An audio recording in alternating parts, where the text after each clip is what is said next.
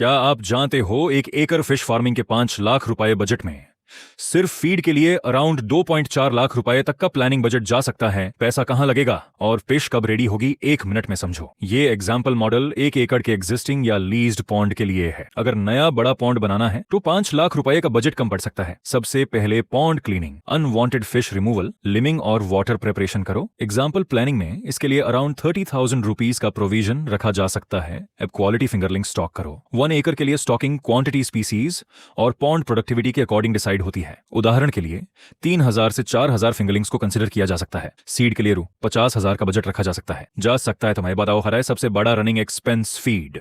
इस एग्जाम्पल 5 लाख रुपए मॉडल में अराउंड 2.4 लाख रुपए फीड के लिए रखा जा सकता है। Suitable floating pellet feed fish के साइज और स्पीशीज के अकॉर्डिंग दिया जाता है। पानी को रेगुलरली टेस्ट करो और पीएच को रफली 7 से 8.5 के सूटेबल रेंज में मेंटेन करने की कोशिश करो।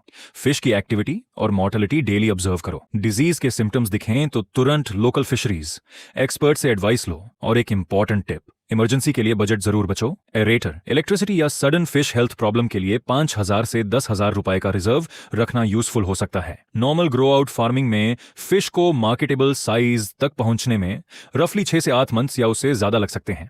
स्पीशीज और मैनेजमेंट पर डिपेंड करता है।